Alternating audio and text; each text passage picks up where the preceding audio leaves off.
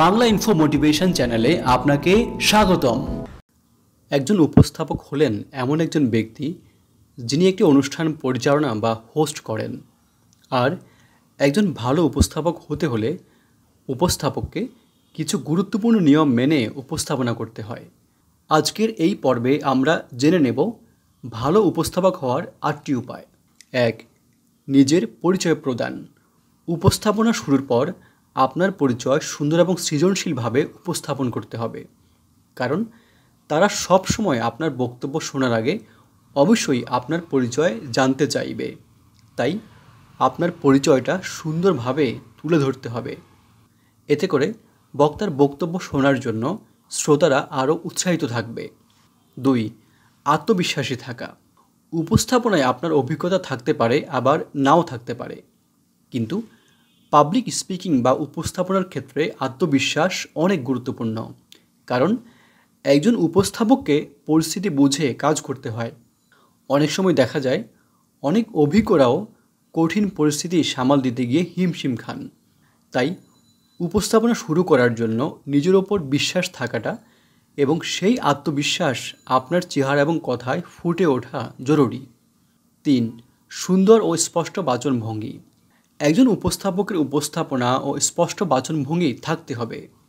যদি উপস্থাপকের বাচনভঙ্গি স্পষ্ট না হয় তাহলে শ্রোতাদের শুনতে সমস্যা হয়। এতে করে শ্রোতারা বিরক্ত হয়, কারণ তারা নিশ্চয়ই অনেক কষ্ট করে আপনার উপস্থাপনা বা এই অনুষ্ঠানটি দেখতে এসেছেন। 4. নিজের মধ্যে আঞ্চলিকতা পরিহার করা।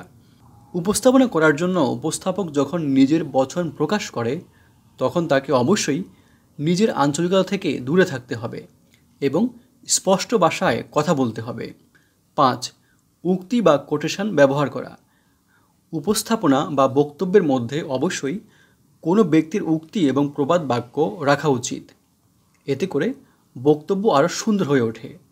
যদি কোনো প্রশ্ন করতে হয় তাহলে প্রশ্ন এমনভাবে করতে হবে যাতে শ্রোতা বুঝতে পারে যে এটি প্রশ্নবোধক বাক্য ছিল। আবার যদি কোনো দুঃখজনক বা হাসির কথা বলতে হয় তাহলে এমনভাবে বলা উচিত যাতে মনে হয় আসলেই বিষয়টি দুঃখজনক বা হাসির। 6. পর্যাপ্ত তথ্য ও উপাত্ত ব্যবহার করা।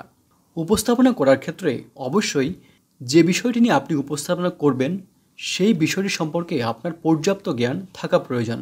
এতে করে শ্রোতাদের বিষয়টি বুঝতে এবং শুনতে সুবিধা হবে।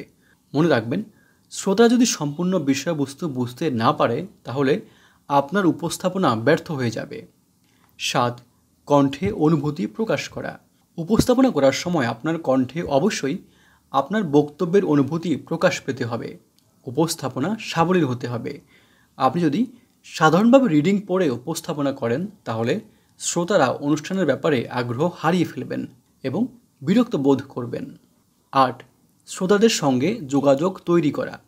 উপস্থাপনাকে সাবলীল এবং সুন্দর করার জন্য আপনাকে শ্রোতাদের সঙ্গে অবশ্যই সুন্দর একটি যোগাযোগ তৈরি করতে হবে। নানানভাবে প্রশ্ন করে সম্বোধন করে তাদের সঙ্গে যোগাযোগ এবং ইন্টারাকশন বাড়াতে হবে।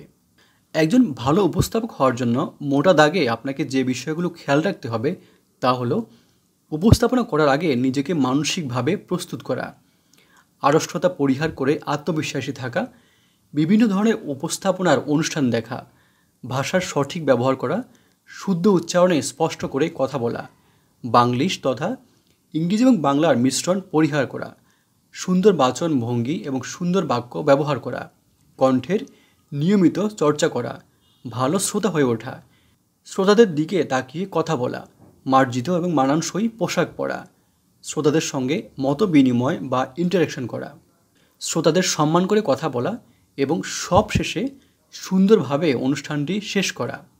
ভালো উপস্থাপক হওয়ার 8টি কৌশল নিয়ে সাজানো আজকের পর্বটি আমরা এখানেই শেষ করছি।